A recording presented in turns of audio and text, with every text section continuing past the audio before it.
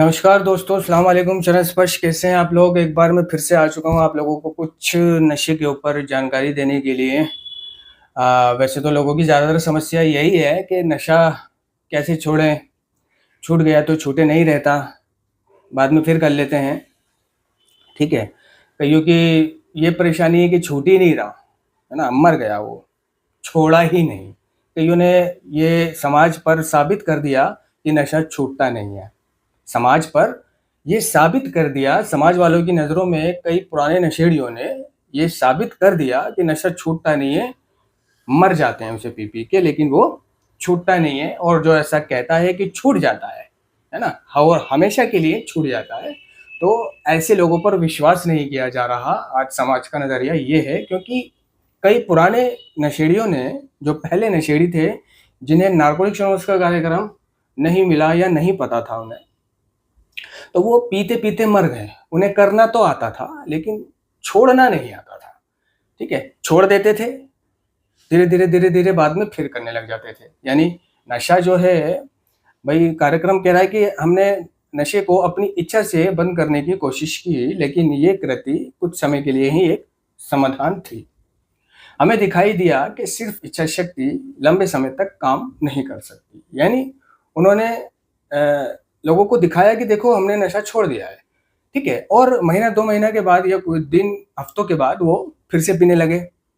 तो समाज वालों की नज़रों पर, यानी इस दुनिया की नज़रों में ये साबित हो चुका कि नशेड़ी नशा नहीं छोड़ सकता। और जो कह रहा है कि मैं छोड़ देता हूँ, छोड़ सकता हूँ, तो वो बाद में पीने लग जाता है। या फिर जो ये कह रहा है कि हाँ, मैं बाद में भी नहीं पीता, मैंने छोड़ ही दिया है, टोटल मार के छोड़ दिया है, तो वो एक के बदले दूसरा नशीला पदार्थ इस्तेमाल ज़रूर करता होगा। है ना? तो ये नशेड़ी, पुराने नशेड़ियों की समाज के ऊपर जो छाप थी, वो अभी भी बरकरार है। यानी समाज के ऊपर जो पुराने नशेड़ियों ने अपनी छाप छोड़ी है ना? जो समाज की नज़रों में पुराने नशेड़ियों के ख़यालात और विचार हैं, जो उनकी छवि है नशेड़ियों की, वो ये है कि नशेड़ी कभी नशा नहीं छोड़ सकता, ठीक है? या फिर छोड़ भी देता है, तो कुछ समय के लिए छोड़ देता है, सालों बाद में फिर पीने लग जाता है, ठीक है? और जो ये कह रहा है कि मैंने छोड़ दिया है, मैं नहीं पीता हूँ, उसका स्वास्थ्य भी ठीक होने लगा है, तो वो एक के बदले, यानी बड़े नशे के बदले छोटा-मोटा कोई ना कोई नशा तो ज़रूर कर रहा है। तो ये समाज की नज़रों में एक नशेड़ी की छाप है। दूसरी छाप ये है कि नशेड़ी जो है बेईमान होता है, उठाए-गिरा होता है, चोर होता है, बेपरवाह होता है, लापरवाह होता है, गैर ज़िम्मेदार होता है ना? गंदगी पसंद होता है। जो 48 व्यवहार, है ना, उसके अंदर भरे हुए हैं, टोटल वो कहना नहीं मानता, वो झगड़ा करता है, वो विश्वासघात करता है, वो चोरी करता है ना? वो धोखा देता है, ठीक है? वो बहाने बनाता है, वो बिना बताए जाता है, बिना बताए आता है, वो करता कुछ है, होता कुछ है, ठीक है? तो समाज के ऊपर नशेड़ियों की छाप इस तरह है, जो पुराने नशेड़ी हैं। तो क्या है, ये समाज का नज़रिया अब बदल नहीं पा रहा। समाज का नज़रिया अब बदल नहीं पा रहा। और आज आज जिन लोगों को नारकोटिक्स एनोनिमस का कार्यक्रम मिला है, ठीक है? और नशा मुक्ति केंद्र से उन्हें एक नारकोटिक्स एनोनिमस का संदेश मिला है कि व्हाट इज़ नारकोटिक्स एनोनिमस? इसका पता सिर्फ़ 2 ही जगह से चलता है, या तो नशा मुक्ति केंद्र से, ठीक है? लेकिन मैं ये कह सकता हूँ कि सभी नशा मुक्ति केंद्र से नारकोटिक्स एनोनिमस का पता नहीं चलता। क्योंकि मैं ऐसे कई नशा मुक्ति केंद्रों में गया हूँ, जहाँ पर मैंने मतलब विज़िट करने गया हूँ, ना मैंने कभी जॉब-जॉब नहीं करी। बस एक अपनी खुशी से, अपनी रुचि के चलते, जो आप देखते होंगे क्लासेस यूट्यूब पर पड़ी हैं, फेसबुक पर पड़ी हैं, वो सिर्फ़ मेरी रुचि है। वो कोई जॉब नहीं है मेरा, और ना ही मैं कोई काउंसलर हूँ। ये तो सिर्फ़ मेरे अपने, जो मैंने सीखा है, सुना है, जो मेरे साथ हुआ है, जो मैंने पढ़ा है, याद किया है ना? जो नारकोटिक्स एनोनिमस से मुझे मिला है, वो अनुभव, वो अमली, वो मैं वहाँ पर जाकर लोगों में बाँट देता था। बदले में मुझे भी कुछ ना कुछ मिल जाता था, क्योंकि हमारे पास जो है उसे हम दूसरों को देकर ही, है ना, अपने पास रख सकते हैं। हमारे पास जो है उसे हम दूसरों को देकर ही अपने पास रख सकते हैं। तो मैंने देखा कि कई रिहैबिलिटेशन सेंटरों में मतलब 12 कदम ही नहीं है, बोर्ड ही नहीं है, ठीक है? 12 परंपराएँ नहीं है ना? जो मतलब फेलोशिप को और एक रिकवरी को तरीके से चलाती है, ठीक है ना? परंपरा, ट्रेडिशनल मैंने देखा कि व्यवहार चार्ट नहीं है, मैंने मतलब एटीट्यूड है ना चार्ट नहीं है, मैंने देखा कि भावनाएँ चार्ट नहीं है, मैंने देखा कि फला चार्ट नहीं है, कुछ नहीं है ना? बस जो उनकी अपनी मतलब का है कि सियाना दिमाग बाहर छोड़ कर आना, बस वो ऑफिस में लिख रखा है, ठीक है? और कोई ख़ास व्यवस्था नहीं है, तो जब वहाँ पर जाकर जब मैंने उन बच्चों से, लड़कों से, क्योंकि वहाँ पे बच्चे ही नहीं, जवान, लड़के, बूढ़े सभी होते हैं, वहाँ उम्र का कोई दायरा नहीं होता, ठीक है? पूछा नारकोटिक्स एनोनिमस के बारे में बताना शुरू करा, तो मैं बताने से पहले मतलब पूछना अवश्य समझता हूँ कि भाई नारकोटिक्स एनोनिमस के बारे में किसने सुना है ना? तो कोई हाथ नहीं उठाता। 1-2 हाथ उठाते हैं, जिन्हें मतलब जो दूसरे इलाज में आए हुए थे या तीसरे इलाज में आए हुए होते हैं, क्यों उन्होंने पिछले इलाजों में वहाँ पर कहीं सुना होगा या बाद में सुना होगा, तो वो 1-2 हाथ उठाते हैं। यानी कि बाकी सब 30-40 में से मान लो 3 ही लोग हाथ उठा रहे हैं कि उन्होंने नारकोटिक्स एनोनिमस के बारे में सिर्फ सुना है, गए नहीं हैं, ठीक है? क्योंकि वहाँ होता क्या है, उसका मज़ा क्या है, उसका काम क्या है नारकोटिक्स एनोनिमस का, ये तो वो है मेलोडी की तरह है कि भाई मेलोडी खाओ और खुद जान जाओ कि वो क्या है। शब्दों में बता पाना थोड़ा मुश्किल होता है, वो चीज़ निकलती ही नहीं है जो वो नारकोटिक्स एनोनिमस को खुद करके, वहाँ का सफ़र करके खुद प्राप्त होती है, ठीक है? तो मैं ये कह सकता हूँ कि सभी रिहैबिलिटेशन सेंटरों में नारकोटिक्स एनोनिमस का संदेश नहीं दिया जाता, या सभी डिटॉक्सिफिकेशन सेंटर हुए तो इन्हें तो कोई मतलब ही नहीं है, ये तो मतलब जो सरकारी हुए, तो सरकारी को भी कोई मतलब नहीं है कि नारकोटिक्स एनोनिमस क्या होती है, कि यहाँ से जाने के बाद 15-20 दिन का जो आपको डिटॉक्स मिला है या महीना भर के लिए, जिसकी जैसी हालत है उसको उसी हिसाब से डिटॉक्सिफिकेशन सेंटर में रखा जाता है। किसी भी हॉस्पिटल में चले जाओ, सरकारी हॉस्पिटल में चले जाओ, प्राइवेट हॉस्पिटल में चले जाओ, तो वहाँ पर एक डी एडिक्शन यानी कि नशा मुक्ति केंद्र ज़रूर होता है, ठीक है? अब लेडी हार्डिंग चले जाओ, दिल्ली के कनॉट प्लेस में लेडी हार्डिंग हॉस्पिटल है, तो वहाँ पर 5 नंबर गेट से अंदर घुसोगे तो वहाँ पर आपको नशा मुक्ति केंद्र, ट्रीटमेंट सेंटर दिखाई देगा, ठीक है? और ऐसे सरकारी नशा मुक्ति केंद्रों में ये 6-6 महीने या 7-7 महीने या फिर उस तरह से, जिस तरह से निजी निजी रिहैबिलिटेशन सेंटरों में ट्रीटमेंट होता है, वैसे नहीं होता वहाँ पर। वहाँ पर होता है दवाई गोली, और मतलब वहाँ पे सिर्फ ज़्यादा करके ध्यान दिया जाता है फिजिकल पे, कि फिजिकल ठीक हो जाए, और मेंटल भी ठीक करते हैं। नशा गलत है, नशा मत करना, ठीक है? और नशे ने तुम्हारी ये दशा कर दी थी, तुम शराब पीते थे, शराब ने लीवर खराब कर दिया, शराब ने किडनी को खराब कर दिया, शराब ने दिल पे असर करा, है ना? नशे ने, आप गांजा पीते थे, आपकी मर्दाना ताकत को खा गया, गांजा आपका वीर्य पतला कर दिया, ठीक है? गांजा जो है वो मर्दाना ताकत को खाता है। गांजा, चरस, भांग, हत्तू, ये जो दम लगाने वाली चीजें होती हैं, ये मर्दाना ताकत को यानी कि वीर्य को, स्पर्म को पतला करती हैं, ठीक है? और जब ये पतला हो जाता है, तो ये खुद ब खुद सोते में निकल जाता है। अभी एक किसान टमाटो की बोतल लो, ठीक है? जब उसको यूं पलटोगे तो वो गाढ़ा होता है, ठीक है? आराम आराम से गिरेगा, आराम आराम से गिरेगा।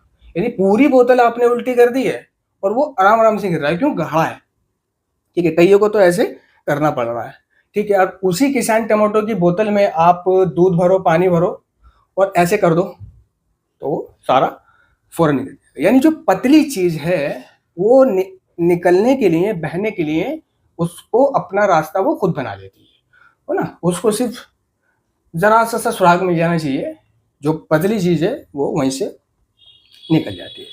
तो गांजा हुआ, चरस हुई, और ये हत्तू हुआ, भांग हुई, ये वीर्य को पतला करते हैं। ऐसा सन्यासी फार्मेसी यानी सन्यासी बाबा ने भी कहा है, जिनकी मतलब घर का वेद किताब है और जिसका कई ब्रांचेज हैं। एक ब्रांच है कोड़िया पुल पर, पुरानी दिल्ली रेलवे स्टेशन, कोड़िया पुल, पुरानी दिल्ली रेलवे स्टेशन जाओ तो वहीं दिखाई दे जाएगा सन्यासी फार्मेसी।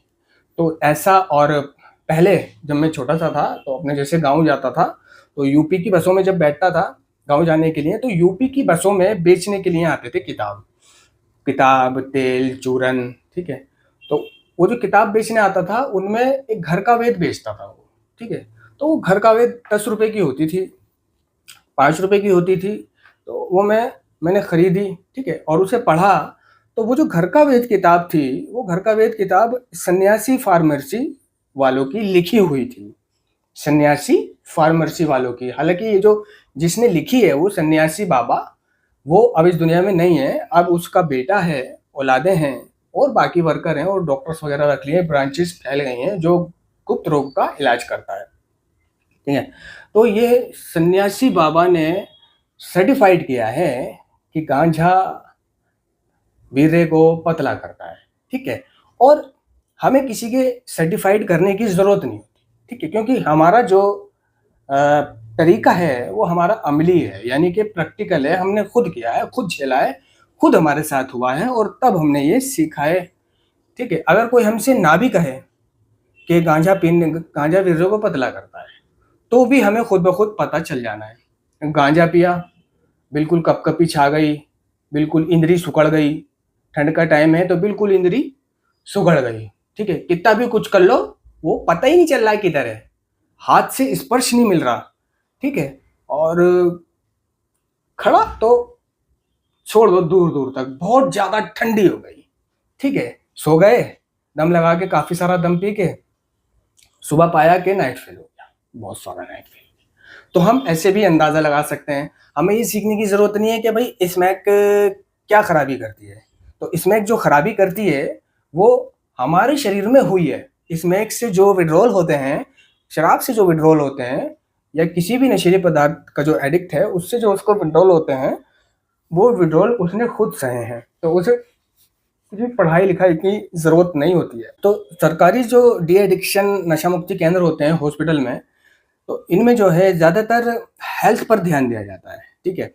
जो बॉडी में विष घुसा हुआ है नशीले पदार्थों का, उसको हरण कर सके, यानी वो बोतलों में एंटीबायोटिक, है ना, इंजेक्शंस घुसा करके नसों में लगा देते हैं, ताकि जो शरीर में विष है नशीले पदार्थों का थोड़ा बहुत, वो उन एंटीबायोटिक दवाइयों से जो है खत्म हो सके, पेशाब की राह, लेटरिन की राह निकल सके, ठीक है। और हमसे कहा जाता है कि भाई पेशाब जल्दी जल्दी करना, पानी ज़्यादा ज़्यादा पीना।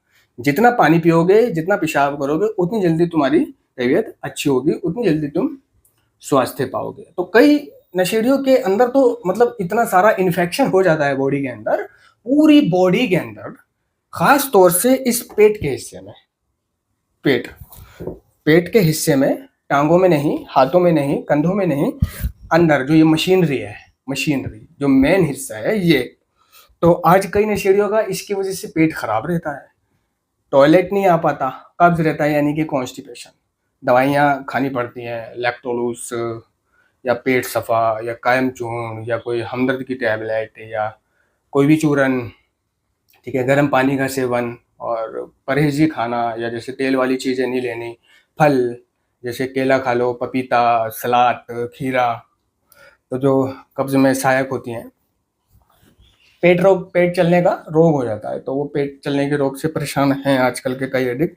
पेट मोटा हो गया, ठीक है। दूसरे टॉयलेट ठीक ठीक से नहीं आता है, आधा अधूरा आता है, दवाइयों का इस्तेमाल करें तो वो बीच में ही उठा देती हैं दवाइयाँ, यानी सो गए, सोते में गुड़म गुड़म हो रहा है, बाथरूम जाना पड़ रहा है, नींद भी खराब हो गई, और सुबह उसको एक निर्धारित समय पर अपने काम पर भी जाना है, तो उसकी नींद पूरी नहीं होती इसके चलते।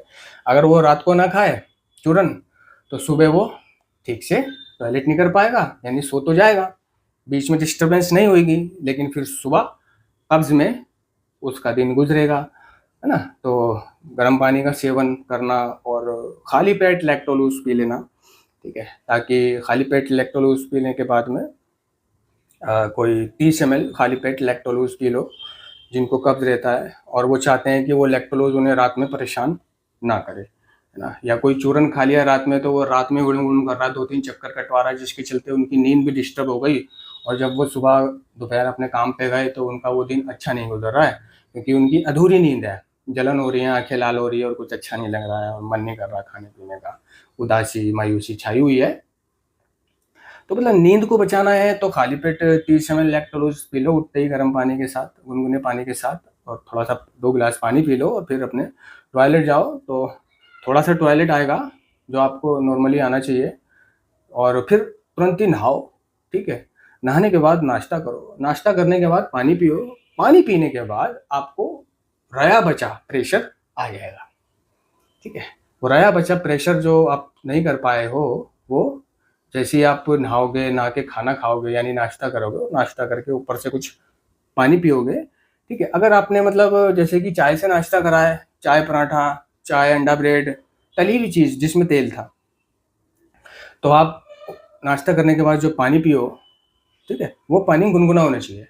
क्योंकि चाहे नाश्ता करने के बाद हो या खाना खाने के बाद हो या किसी के भी बाद हो, हमेशा तेल वाली चीज़ के ऊपर पानी अगर आपको पीना है या तो लेट पियो या गुनगुना पियो।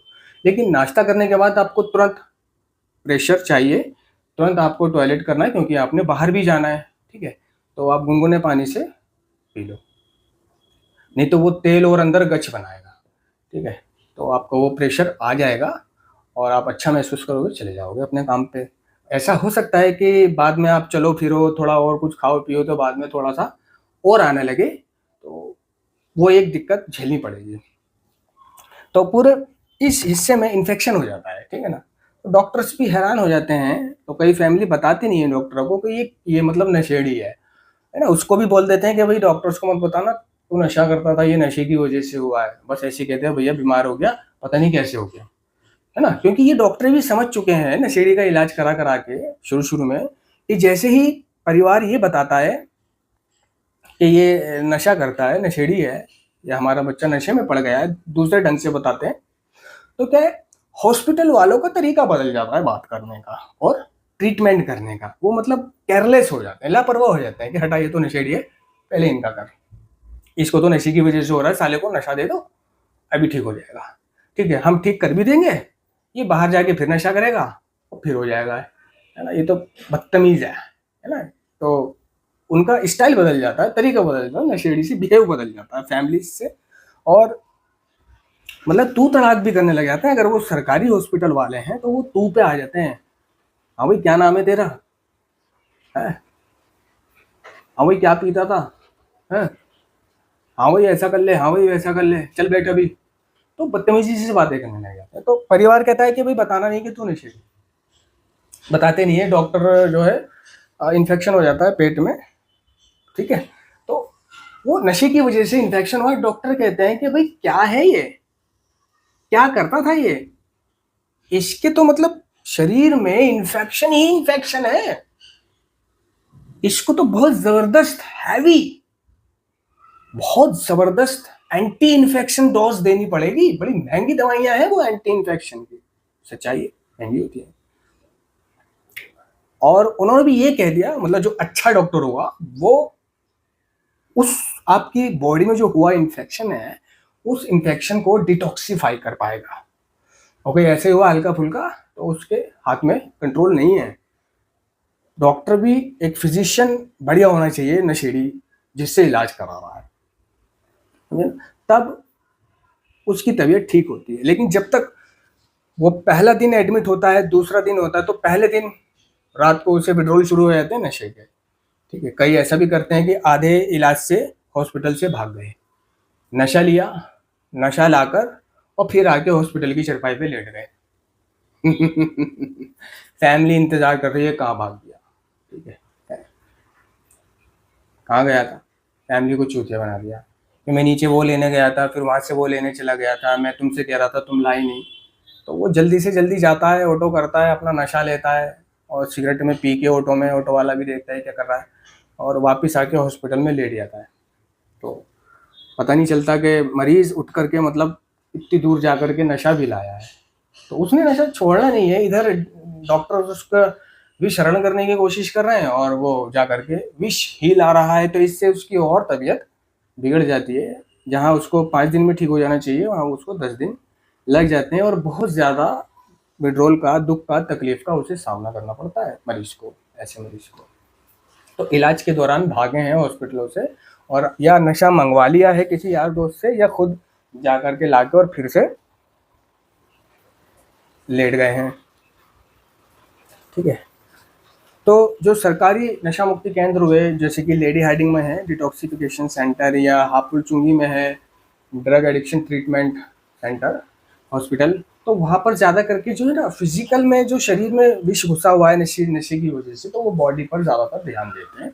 ठीक है, और बता देते हैं अबे क्यों करता है नशा, देख रहा है नशे से क्या हो गया, और नशा करने से देखो तुम्हारा लीवर खराब हो गया, देखो तुम्हारे शरीर में जहर भर गया, और देखो ऐसा हो गया, देखो वैसे हो गया, तुम्हारी ये चीज़ खराब हो गई, तुम्हारी वो चीज़ खराब हो गई, नशा तुमने ऐसे किया, वो यहाँ गया, यहाँ जाके उसने इस वाली नस पे असर करा, इस वाले लीवर पे असर करा, इतने दिन तक असर करा, तो ये डैमेज हो गया, दिल नाजुक हो गया, ये हो गया, वो हो गया। यानी नशे से आपके शरीर में नुकसान कैसे हुए, ठीक है, वो एक डॉक्टरी मेडिकली तरीके से बता देते हैं।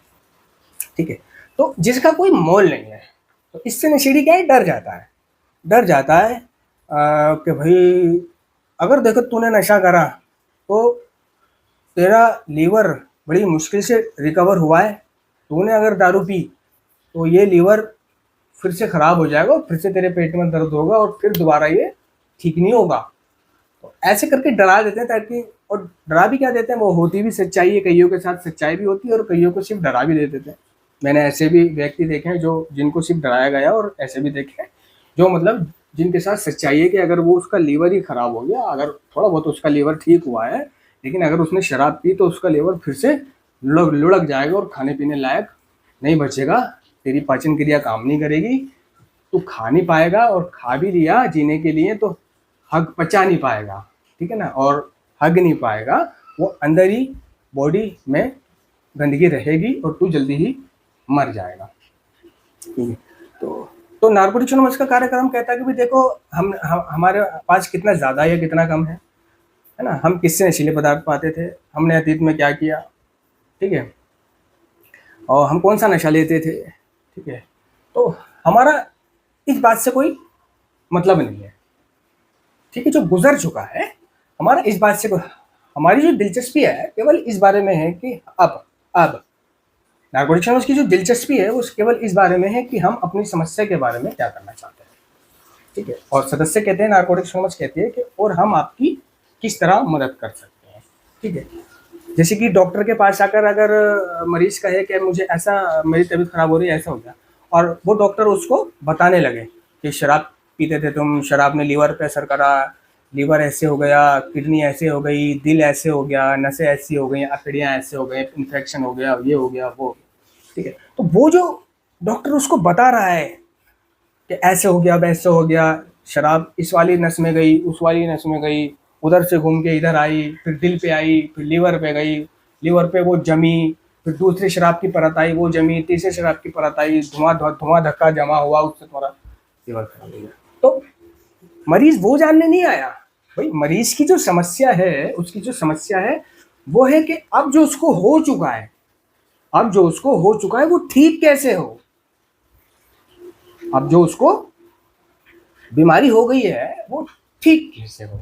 अगर आपको बहुत तेज वायरस है, बुखार है, और आपका डॉक्टर आपको वो कैसे होता है, कैसे हुआ, आपको कैसे लगा, आधा घंटा से यही बताया जा रहा है, तो उससे आपका वो बुखार थोड़ी ना ठीक होने वाला है। बुखार ठीक होगा कि जब वो उस बुखार की दवाई और ट्रीटमेंट शुरू करेगा। ठीक है, वो जो उसने बताया कैसे हुआ, कब हुआ, ऐसे हुआ, ये खाया, वो खाया, ये लगाया, वो लगाया, उससे हो गया। ठीक है, तो वो उसकी प्रॉब्लम ही नहीं है, वो जानकर सिर्फ एक नॉलेज हासिल हो जाएगी उसको। ठीक है, लेकिन उसका बुखार तो वहीं के वहीं है ना, बुखार तो तब ठीक होना शुरू होगा जब वो बुखार की दवाई खाएगा और उसका बुखार का ही ट्रीटमेंट चलेगा जो उसको एज येट प्रॉब्लम है। तो नार्कोटिक्स एनोनिमस का भी मतलब सिर्फ यही है कि हमने अतीत में क्या किया, हम किससे नशीले पदार्थ पाते थे, हमारे पास कितना ज़्यादा या कितना कम है। ठीक है, तो हमारी दिलचस्पी केवल इस बारे में है कि आप अपनी समस्या के बारे में क्या करना चाहते हैं। ठीक है, आपने कितना नशा किया, कौन सा नशा किया, वो उसकी दिलचस्पी नहीं है। नार्कोटिक्स एनोनिमस कहती है अपने अतीत को छोड़ने के लिए, अतीत को छोड़ने के लिए कहती है कि भाई अपने अतीत को छोड़ दे, कैसे किया, कब किया, कितने साल किया, वो सब जानकर तूने डॉक्टर नहीं बनना। ठीक है, और डॉक्टर बन के दूसरे का इलाज नहीं करना, तुम्हें डिग्री हासिल नहीं करनी, सर्टिफिकेट हासिल नहीं करना, ठीक है, तेरी जो प्रॉब्लम है कि तू नशा करता है और नशे से तेरे तकलीफ होती है, दर्द होते हैं, तो वो नशा छोड़ना चाहता है। तो अब बता कि तेरी समस्या के बारे में तू अब क्या करना चाहता है और हम तेरी किस तरह मदद कर सकते हैं। ठीक है, तो नार्कोटिक्स समझ कहती है कि अपने अतीत को छोड़ना है, ना कि पकड़ के रखना है। कई एडिक्ट अपने अतीत पर पछताते हैं और भविष्य पर घबराते हैं और वर्तमान को लेकर विशेष उत्साहित नहीं होते। वर्तमान को खराब कर लेते हैं अतीत पे पछताकर और भविष्य पर घबरा कर कि कल क्या होगा।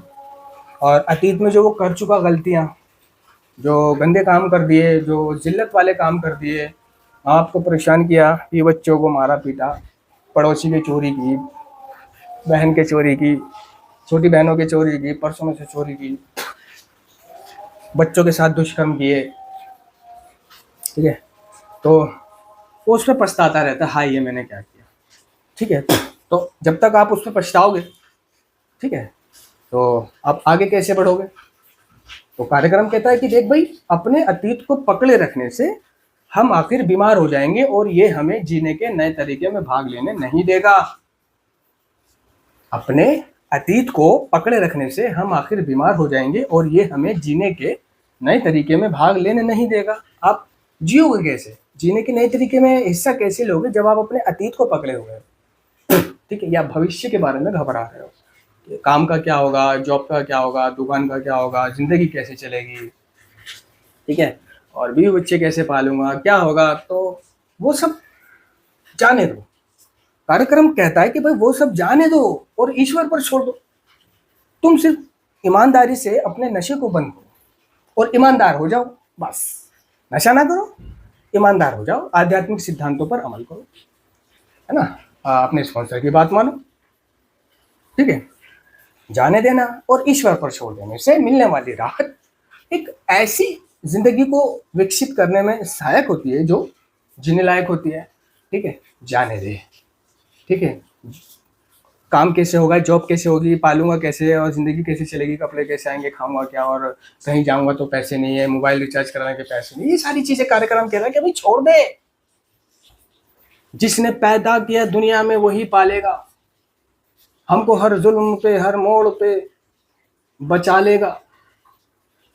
ठीक है, वो लवारिस का गाना है, जिसने पैदा किया दुनिया में वही पालेगा, हाँ वही पालेगा, हमको हर मोड़ पे हर जुल्म से बचा लेगा, बचा लेगा अपने बंदों से,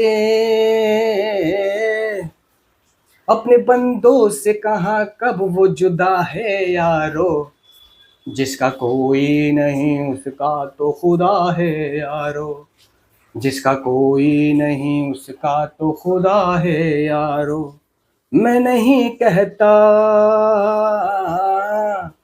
मैं नहीं कहता किताबों में लिखा है यारो, जिसका कोई नहीं। ठीक है, तो भाई जिसने पैदा किया दुनिया में वही पालेगा, तुमको हर मोड़ पे हर जुल्म से बचा लेगा। लास्ट की लाइन देखो, अपने बंदों से कहा कब वो जुदा है यारो, अपने बंदों से, यानी जब तुम ध्यान करो कि जब तुम बुरा काम करते थे, चोरी करते थे, नशा करते थे, डकैती डालते थे, जेबें काटते थे, लोहा लक्कड़ उठाते थे, मंदिर में चोरी करते थे, मस्जिद में चोरी करते थे, नाबीना बुढ़ों को, बुढ़ियाओं को, गरीबों को सताते थे, चीना झपटी करते थे।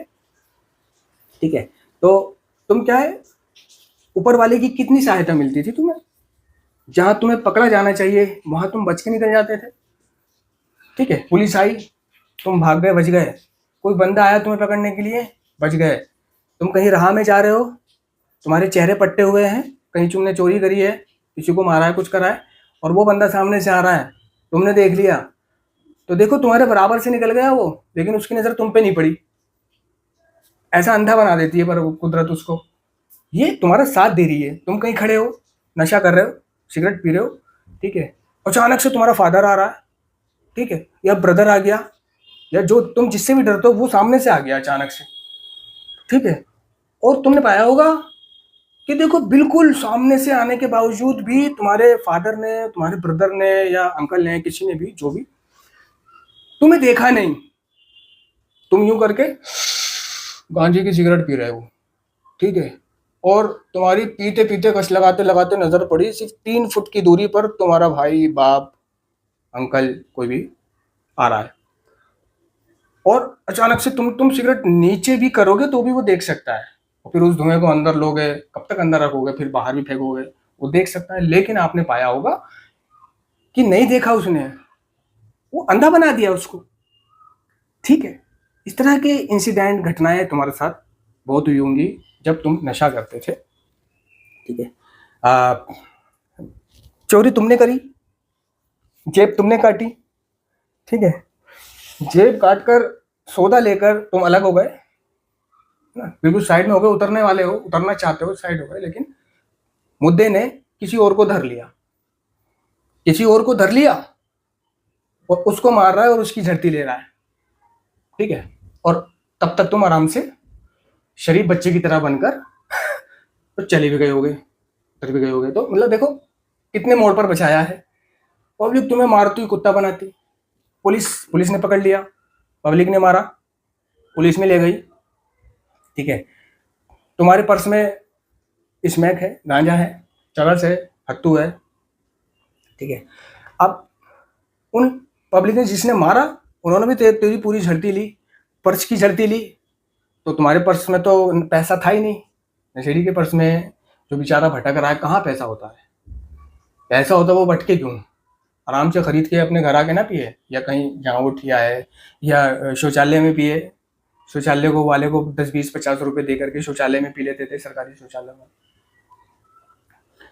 तो उन्होंने जब तुम्हारा पर्स चेक करा तो तुम्हारे पर्स में तुम्हारा नशा है, लेकिन सारा पर्स चेक करने के बाद भी उस पब्लिक को तुम्हारा नशा नहीं दिखा। पैसा तो कोई था ही नहीं, और था भी तो कोई 10 5 20 रुपए वो लेते नहीं है। पुलिस को दे दिया, थाने ले गए, ठीक है? 5 7 लोग तुम्हारे साथ गए थाने में, पुलिस वाले ने भी तुम्हारा पर्स लिया, झड़ती ली, और इत्तफाकन, किस्मत से, ठीक है, पुलिस वाले को भी जहां वो तुम्हारा पर्स में पीस रखा हुआ है, नशा रखा है, वो नहीं दिखाई दिया। हुआ है ना ऐसा? हुआ हो तो बता देना, या किसी भी तरह अगर तुम बचे हो तो। जब तुम अतीत में तुम्हारा मालिक, तुम्हारा रब, तुम्हारा ईश्वर, परवरदिगार, जीसस, अल्लाह, गॉड, भगवान, है ना, भगवान ने तुम्हारा इतना साथ दिया, ठीक है? और आज जब तुम नशा छोड़ोगे छोड़ोगे तो इस बात पे तो संदेह करने की कोई जरूरत ही नहीं है कि वो अब साथ नहीं देगा। सीधी सी बात है, सीधी सी बात, ना मिर्च मसाला दिल का हाल सुने दिल वाला, ठीक है? एक फिल्म और थी, संजय दत्त, जिसमें अंधा होता है, नाबीना होता है, काजोल, उस फिल्म का नाम याद नहीं आ रहा। अंधा होता है या लंगड़ा होता है, लंगड़ा होता है, काजोल है उसके अंदर। उसमें आशुतोष राणा विलन होता है, जो काजोल का मर्डर करने के पीछे घूमता रहता है। 2 काजोल होती है।